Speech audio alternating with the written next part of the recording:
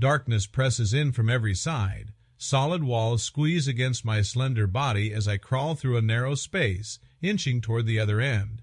It's dry, tight, and suffocating. I'm not just between two walls, I'm inside them. For years, these walls have been my hiding place.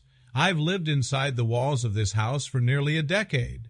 It's uncomfortable, but I have no other choice. I'm a criminal. 10 years ago, I killed a woman and hid her body under my bed. When the police discovered what I'd done, I knew I had to disappear. At 2 in the morning, I slipped into a random house on the outskirts of a quiet suburb in Australia. Inside, I found a small door that opened into the hollow spaces within the walls. Since then, I've moved around the house by crawling through the narrow passages, turning corners, and squeezing through tight gaps. The family living here has no idea I exist.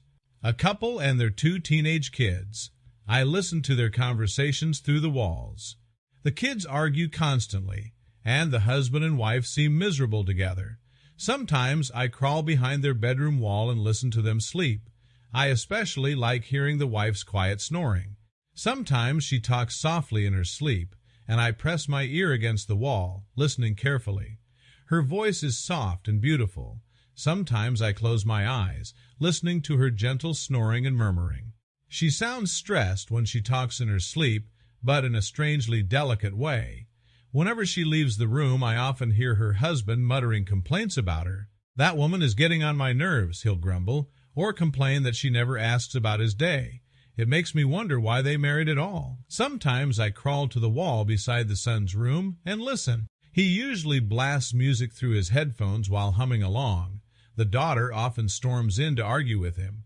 They fight about social media posts and other pointless things. What a boring family. I've never actually seen them. Whenever I sneak out at night to grab food from the kitchen or use the bathroom, I never see any photos of them around the house. They don't keep pictures.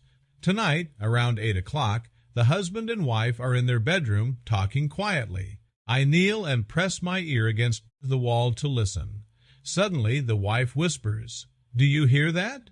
"Hear what?" the husband replies impatiently. "Listen," she says, knocking on the wall. I jump back immediately. I stand still, knowing they might have noticed me. "See!" the wife gasps.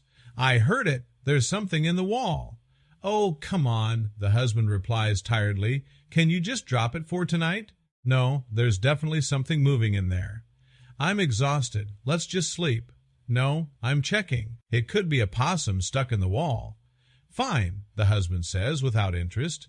I quickly crawl down the passage and turn into another narrow corridor, excitement building inside me. The wife is coming. She's going to enter the walls. I move through the passages, following the sound of her footsteps as she approaches the small entrance that leads inside. I stop near the opening, staring at it in the darkness. The door slowly opens. She leans in and looks into the narrow space. For a moment she searches the darkness, then her eyes meet mine. She freezes.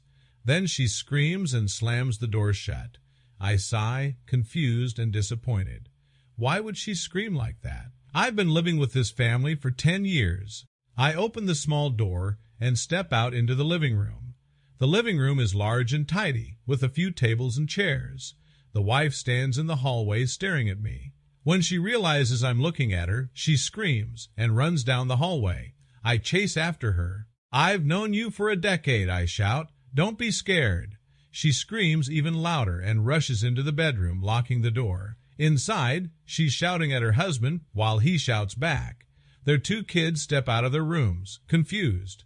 When they see me standing in the hallway, they scream. The noise irritates me. I grab a chair and throw it at the son. The chair hits his head and he collapses, bleeding. The daughter runs into her room and locks the door. I stand in the hallway listening to everyone shouting from different rooms. "Can everyone just shut up?" I yell. "I've known you for 10 years. I'm family." Their screaming only grows louder. "Who is he?" the daughter shouts. Annoyed, I kick down her bedroom door and grab a pencil from her desk. She backs into the corner as I approach. "You just need to stay still," I tell her. "It'll be quick." She shakes her head and suddenly charges at me. We crash to the floor. She grabs the pencil and stabs it into my cheek. I scream and shove her away. Realizing how strong she is, I run out of the room and kick open the parents' bedroom door. The husband and wife are crouched in the corner, talking to the police on the phone. I snatch the phone from them. They stare at me, shaking with fear. I kneel in front of them and study their faces. For the first time, I truly see them. They're blonde, blue-eyed, with light brown skin. Beautiful people. I can't believe these are the people I've lived beside for 10 years. I lean closer and kiss each of them on the cheek.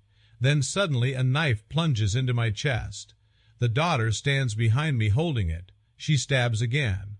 I slap her hard and pull the knife from my chest, trying to strike back. She blocks my hand and kicks me repeatedly in the ribs. Pain shoots through my body as she slams my head against a desk. Terrified now, I run out of the house. I'll find another place to hide. Another house. Another set of walls.